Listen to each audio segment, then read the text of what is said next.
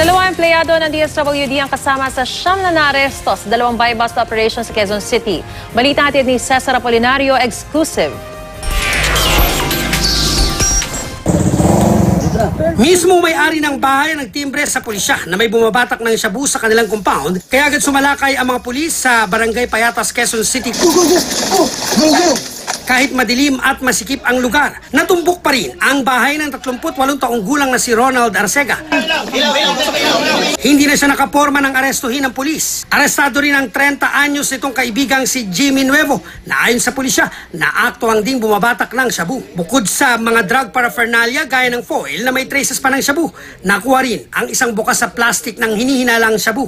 Umamin ng dalawang suspect na empleyado ng DSWD. Quezon City siya na yan, ang sumbong dito sa kapulisan yun yung sa target na yun. Ando yung mga mga nahuli, ongoing pat session nila. Hindi nakuha ang shabu. Hindi. Ako na nagpapatawag ng pulis na sa kanya, pamuntimbre sa kanya. Tinutuon niya. Ay, nakagamit ka? Oo, Hindi ko po alam yun. Nagilim lang po kami talaga. Pero nagdadrugs ka. Dati yung mati. Ngayon, Pasil po na lang po. bago ito, nahuli rin sa buy-bust sa parehong barangay ang 7 lalaki. Pasimuno umano sa drogas si Vicente Lazo. Ang mga kaibigan niyang scorer umano, naabutan daw na gumagamit ng droga. Nakuha sa kanila ang mga plastic ng hinihinalang shabu. Nadaanan lang po ng... Hindi ka nagdadrugs. Dati po akong gumagamit. Ngayon?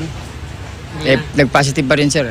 Nakuha yung halagang 100 na items. Gumagamit po ako pero bilang po kami... Hindi ka nagbebenta? Hindi. Nung nahuli ako, may gamit na. Napulot ko lang yun eh. Pulot mo lang? Oo. Ba't pinulot mo? Bawal yun ah. Sayang, sir eh. Cesar Apolinario, GMA News.